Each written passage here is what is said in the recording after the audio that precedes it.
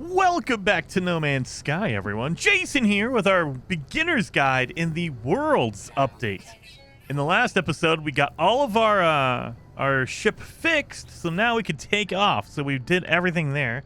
We kind of went over some of the basics as well, collecting materials, doing a jetpack jump. So if you don't know how to do any of that, definitely go back to that first episode.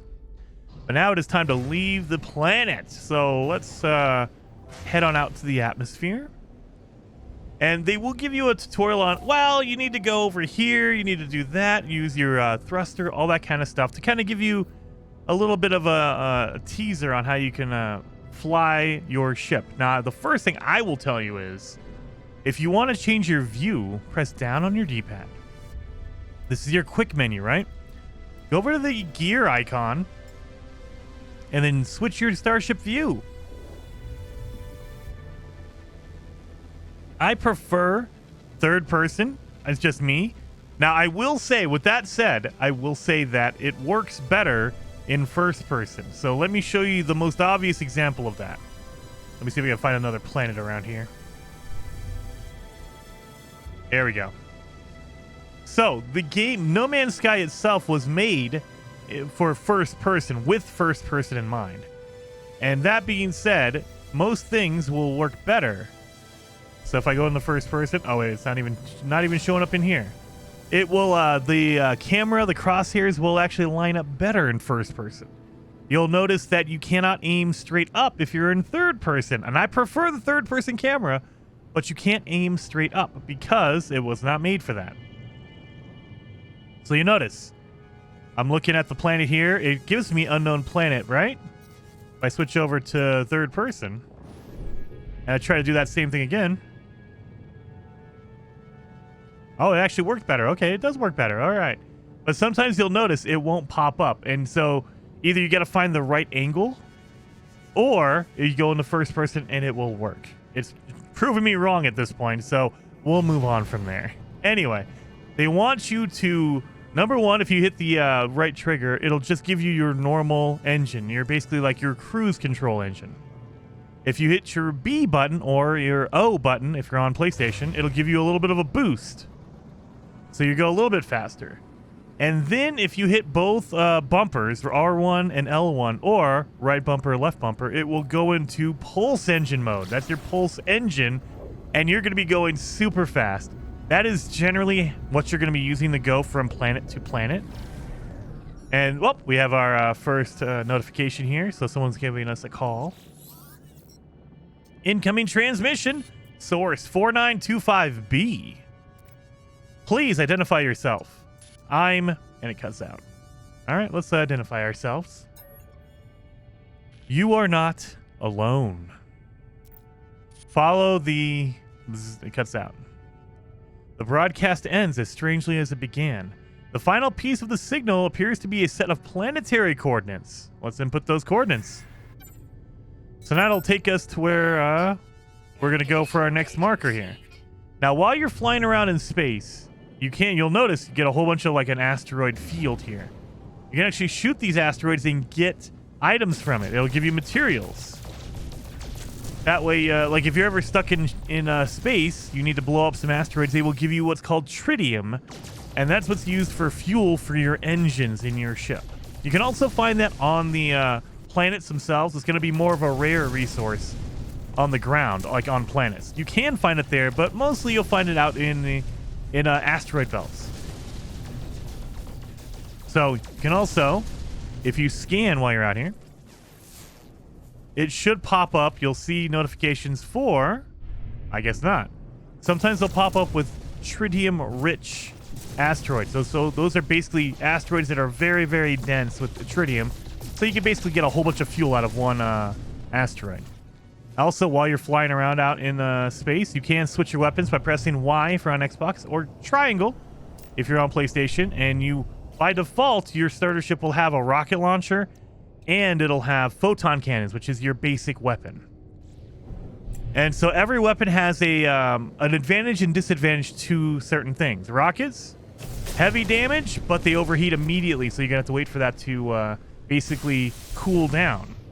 So you do a lot of damage to start out with, but you gotta wait. Whereas the photon cannon, your basic weapon, it does a little bit of damage, but it does not overheat. It's just like your mining laser. As long as you hold it down, it'll kind of warm up and let it go, and you're good to go. Now, there is no like warm up extra damage. Like if it's hot, it's not gonna make extra damage like your mining beam will. I like to switch back and forth. So I'll use this until it's almost hot. I'll use my photon cannon, and then I'll switch over, and you fire off a rocket because that rocket will overheat, and that gives it enough time for your regular photon cannon to cool down a little bit. So you can use that again, and by the time it overheats or gets close to it, switch back to your rocket. So you can just keep going back and forth. And the rotation of cooldown is enough between both weapons to where you're just constantly firing. Just constantly going crazy. Here we go. Boom, boom, boom. Anyway, you can also, if you do a scan while you look at a planet, like right now, that planet says unknown. If I do a scan, now it'll tell me the information. So I know that it is a rotting planet. It has fungal mold, copper, ammonia, and sodium on it. So if I'm looking for a particular planet, like if I go over here, that looks like a cold planet because it's blue. Let's see, scan it. That is an Arctic planet with frost crystals, copper dioxide. So every planet is going to have a variety of different materials that are going to be on it. And there's different planets in each system. So you can kind of pick and choose where you want to go. But because we're doing a mission, and it's on this planet, let's head on over to this rotting planet. It's going to be a fungus, basically a toxic planet. And we can go into our inventory menu. You notice how time doesn't stop. You're still moving. So if you're in your inventory menu, you're still actually, things are happening. But press your pause menu. That's a whole different thing. It stops time. So now you're paused. So just think about it that way. If you need to take a second to breathe, hit your pause menu. This is where all your settings are, all that kind of stuff if you need to go in here. And there's a lot of stuff in here. We'll go over this in a little bit later video. Right now, we're just going through some of the basics to get you started, get you used to playing No Man's Sky. Then we'll get into some of the deeper stuff. But just a heads up, if you're doing something, go into your inventory menu, and it still goes. The game will still keep playing while you're in your inventory. So like if you're traveling between planets and it takes like a minute, you don't have to sit there and stare at it. You can if you want to, or go into your inventory, kind of move some things around. That's what I usually do. I'll come in here, I'll open up some stuff, I'll organize, I'll look for stuff like, oh, I'm going to need to make this or that. So I'll do that. I'll move over my weapons and things like that, just to kind of organize and keep myself busy while the actual travel is happening. Now, they will set out a marker for you. Keep in mind, this is the bane of my existence. This is the worst feature, in my opinion, in the game. This is what's called the target sweeper. So they mark the general location right here, and they want you to land. So it's like, okay, this is where the mission is supposed to be, right? No, you have to pull out your visor, and now it says, actually, you know what? It's over here, 200 feet away.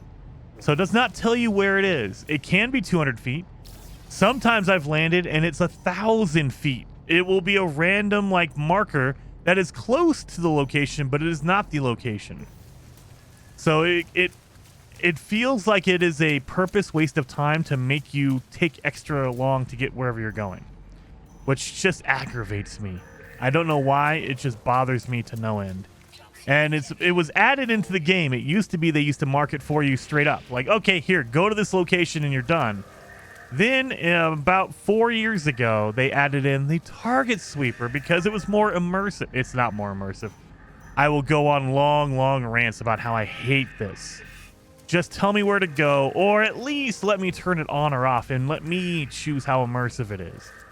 Anyway, this is our marker. This is where the signal source was coming from for that call we got earlier. Let's check this out and see what's going on.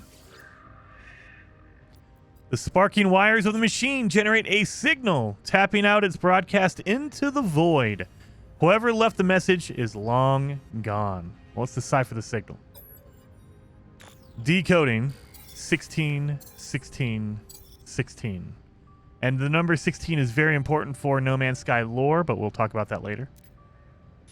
Entry 4925C. No fuel in something. Failed to reach station. Hazard protection is low. No choice but to something underground. Deploy base computer. As well as the log entry, the signal contains plans for a base computer and a terrain manipulator. With any luck, the base computer will hold more information about whoever is leaving these messages. Well, yeah, let's extract those plans. So now we've learned a blueprint. We've learned how to make a base computer, which will allow us to basically claim a section of a planet and build our own base on it. We also learned how to make a terrain manipulator. This is basically how you would flatten and move the Earth. Or I guess not the Earth, the ground, the dirt.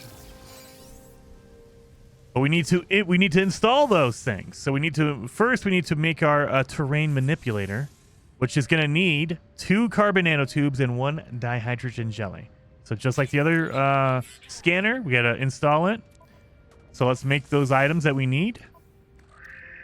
So we need a dihydrogen jelly and 2 nanotubes. Is that what we needed? I always forget. 2? Yep, 2 nanotubes. So let's make 2 nanotubes. Now, this is where you can make more. If you're in this menu, before you select anything, if you want to hit L1 or R1, or if you're on Xbox, left bumper, right bumper, it'll actually make more than 1.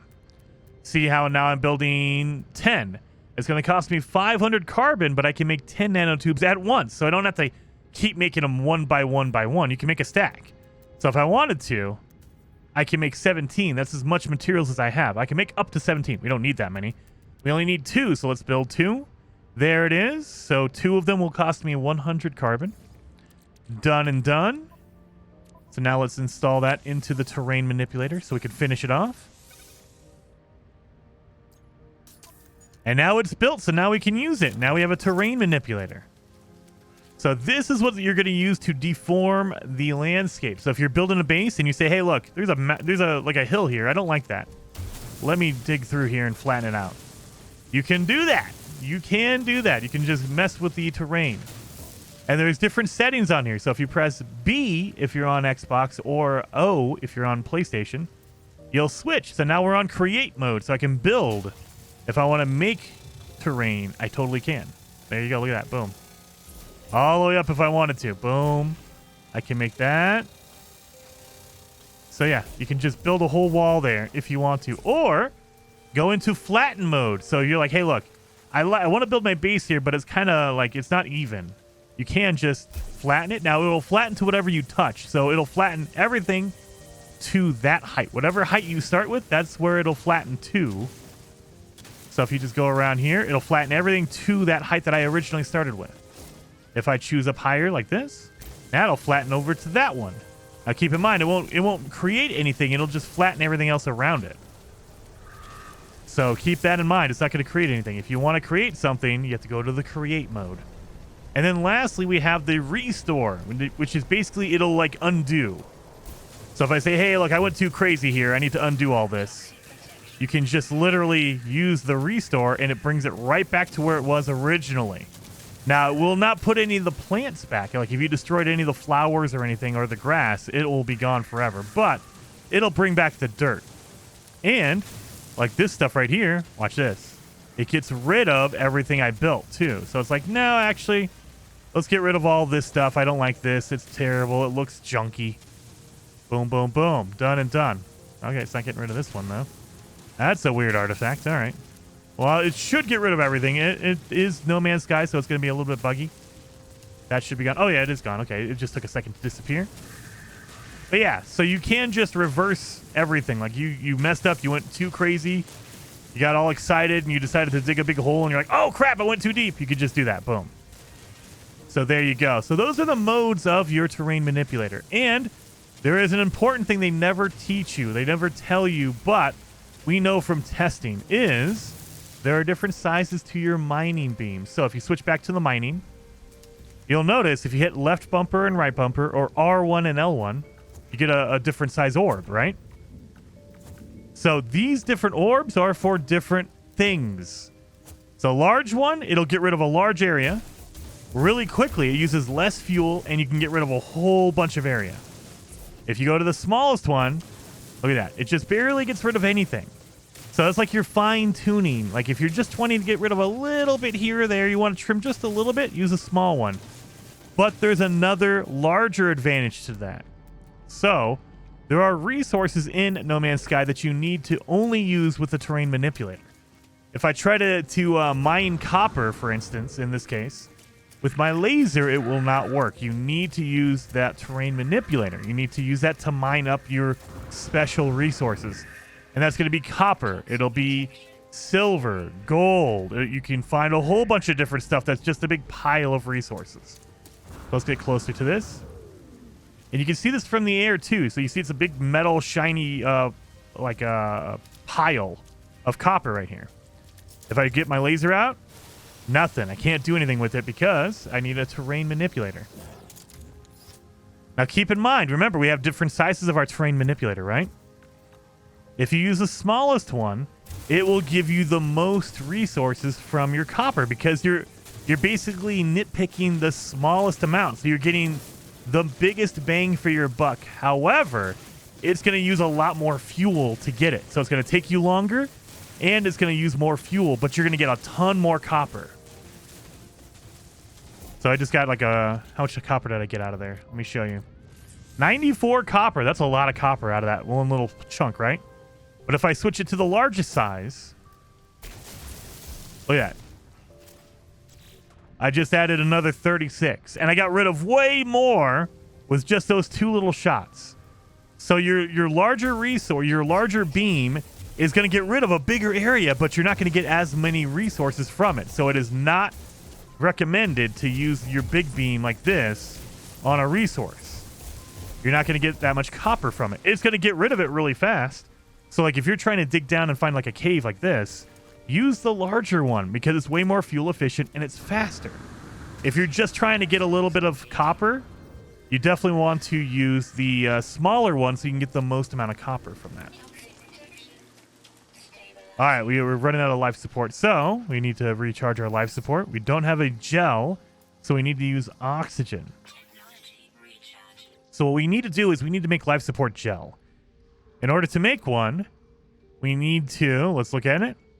We need dihydrogen jelly and carbon. Now, sometimes some of these things are really, really advanced, and you need some advanced items to make this. So if you want to make it a little easier, you see how it says view crafting steps? They actually have a guide for anything you need to build in the game. So if you press X if you're on Xbox or square if you're on PlayStation, it'll bring up the tree. So in order to make a dihydrogen jelly, I need dihydrogen. So we'll make one of those. We'll make another one. 2. All right, we ran out of materials here. And then we just need carbon. So if we combine carbon and dihydrogen jelly, we make life support gel.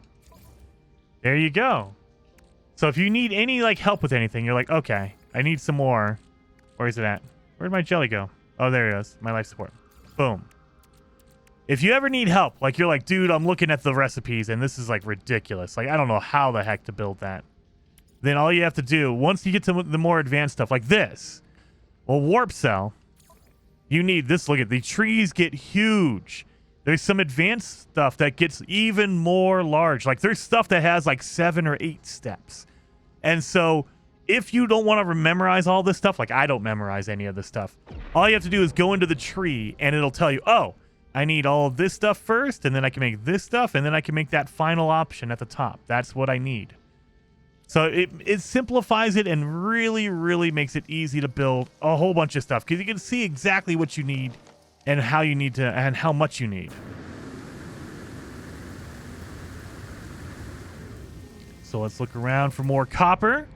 That's why we have a visor with us, so because we can go look at stuff like we have.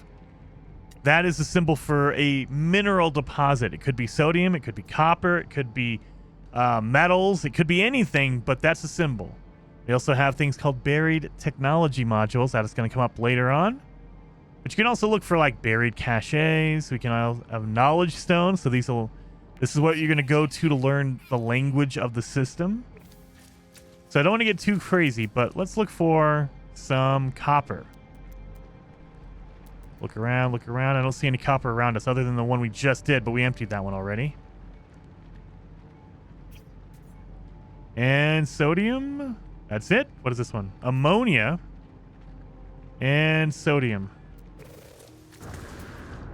Well, dang it. We don't have any extra copper. We have some sodium or ammonia right here. And you see it's a different color versus the copper. And sodium will be a different color. So you, as you're flying along, you'll see the different resources on the ground. You go, oh, there's some copper right there, or there's something that looks like copper. Let me land there and I can pick up some copper. So we did pick up some copper, but we need to make chromatic metal from the copper. So we need to refine it. So let's put down our refiner again. Press up on your D-pad to get to your build menu. Put down our refiner. Got to put some fuel in here. And now let's put in our copper. So this is where you're going to see the difference here. So pay attention to this number right next to the copper because it says 2 to 1. So it takes 2 copper to make 1 of the output, which is chromatic metal. You'll notice I'm putting in a 281, and I'm only going to get 140 out of it because it takes 2 copper to make 1 chromatic metal. And it's going to take a while to cook. It takes 40, almost 48 seconds to cook. And so all I can do is, okay, I'm going to wait around for a minute. So let me go around here and collect some more resources. Let's scan this stuff. That way I have some money and I can actually get some more materials from it. Let's see. Oh, that needs to be analyzed. We already have that one. Boom. Let's just collect some resources while we're here. And get some money by scanning stuff. Remember, again, like from the first episode, scanning animals will give you more money than scanning rocks or plants because they're more rare. Look at that. I got 3,000 for that. Nice. All right. Let's pop that open.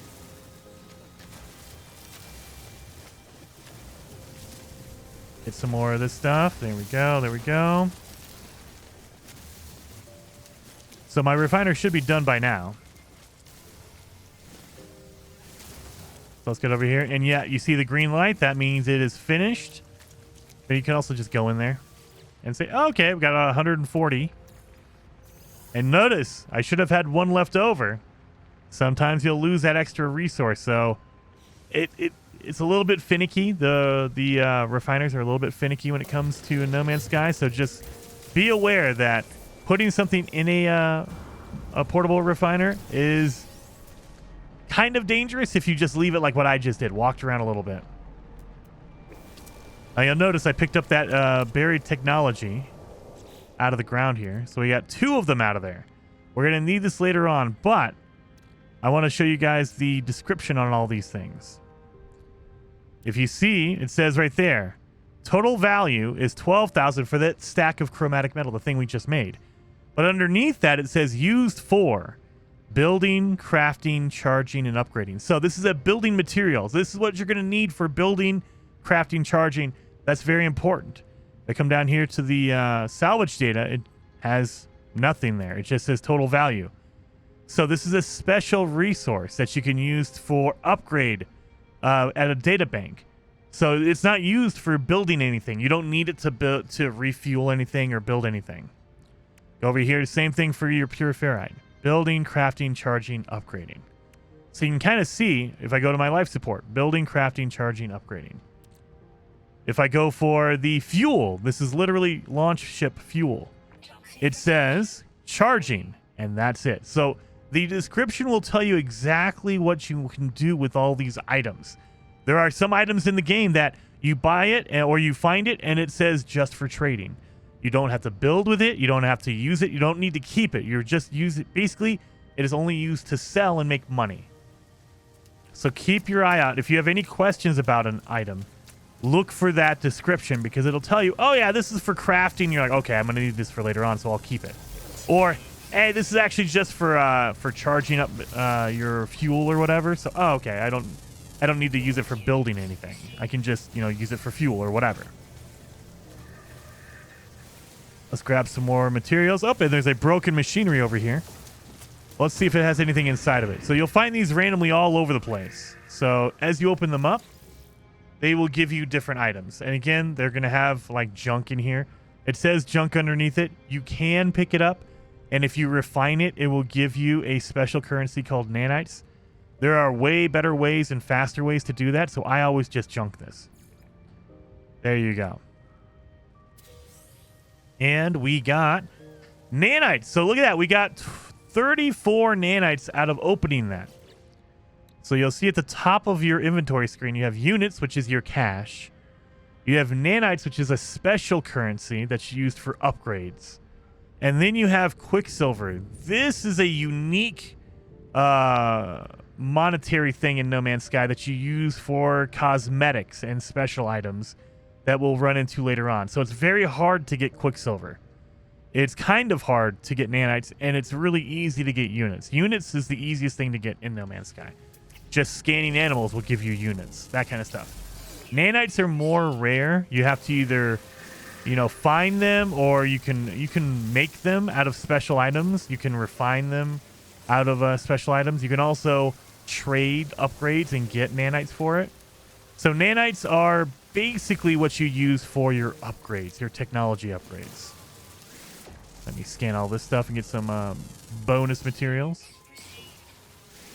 So our next step, as you can see from the bottom right, is to make a base computer. We need to build our base, our first starting base.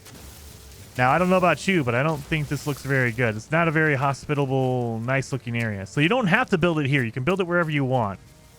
So that's what I'm going to do. Let's go over and let's find a good spot.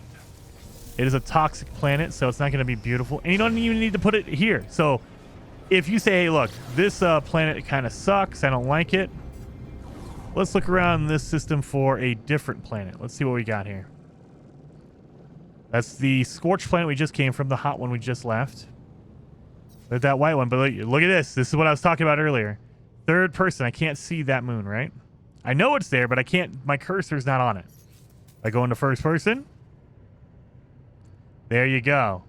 So it's just a weird thing, like the small little things you notice that, okay, first person, this game is definitely made with first person in mind.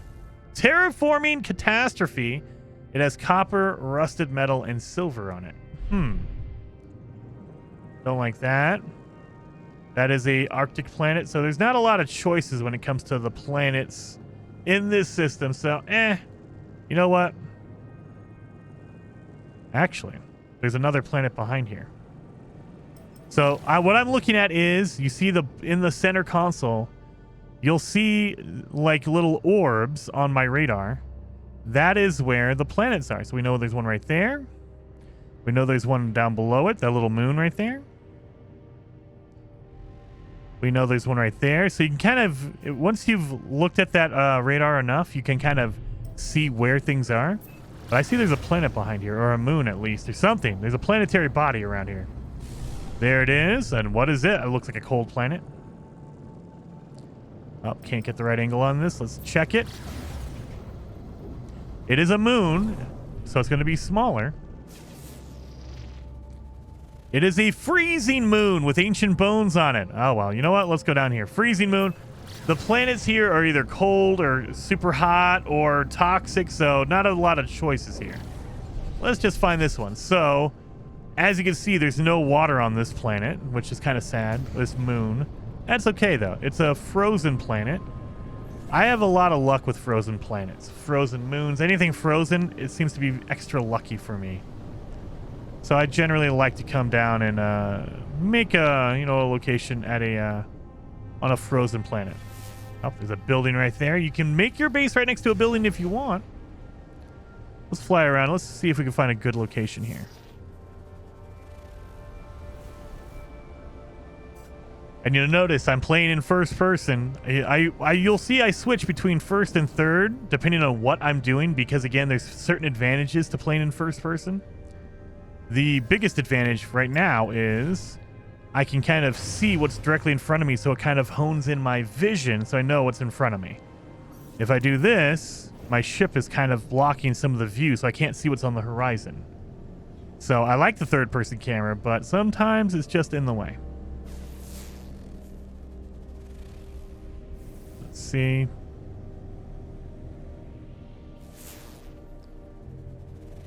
You know what? Let's just land over here. This building right here is going to be our location. And this is a good one. This is a transmission tower, so there's different buildings in the game. This is a nice building right here. But let's go into our construction, our building menu. Put down a base computer right here.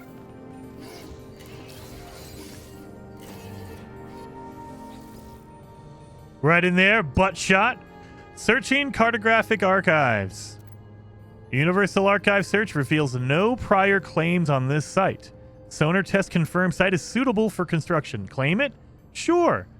So basically what it does is you put down a base computer and it checks the No Man's Sky servers. And it says, okay, no one else in the game has ever put a base down here, so you're allowed to. It basically just prevents like me from building a base on top of your base. You don't want multiple bases in the same exact spot. So it kind of clears out an area. I think it's 300 feet around your base computer. And it says, okay, you can build here because there's no other bases. It doesn't count buildings. As you can see, this building's right here. But any other player bases. If there's another player base, it will not allow you to build here. So let's go into our archives. Accessing log from previous user. Entry 4925D follows. Storm sweeping across, but construction supplies are low. Depositing shelter plans. Need to something be back soon. So there's a lot of cutting off. Let's extract the plans. So now we have our basic building blocks. But again, you're going to get a whole bunch of base building pieces, parts. They're just going to start you off slowly and give you a little bit at a time. So we know how to make our wooden, our timber pieces. So we need to build our first base. So let's go into our build menu. And now look, we have different pages now. First, it was just our, portable refiner and our computer. Now we have all of these pieces. We also have floral containment. We also have lights and the flag. So you got like some basic building parts. So they want you to build a base. It doesn't need to be fancy. I like to just build a little bomb box. Wait a minute. Where's my... if you go into your build camera... So if you click in your left thumbstick, you have a build camera. So your character stops moving, and you can move the camera all around. So there is a limit. You can't go like a mile away. There is a build, like there you go. See, I hit the limit already. So that is the building area that we have right there. So we know we can build around here. And there are advanced techniques to moving your base computer and extending that out. But for now, just the basics, that's where you're allowed to build. So let's build our floor here. And there is an auto snap, you can tell right there. If you want to turn that off, you can press down on your D-pad. And so now it won't snap in anywhere. You can put this anywhere you want. If you feel like you're a pro and you're like, I want to free place this anywhere, totally do that. If not, press down on your D-pad and it'll auto snap. That way it kind of just connects to all the other pieces for you. So we have our 4 floorboards. Let's make some walls here. There. And you'll see on the right-hand side, it says carbon 25. It takes 25 carbon to make each piece. And right below that, it says available to build 31. That means I can build 31 walls if I wanted to. Oh, I'm building down below. Don't do that. Build up here. There we go. And so, again, they're gonna force a storm to happen because they want you to build basically a house. That way you can get out of the elements.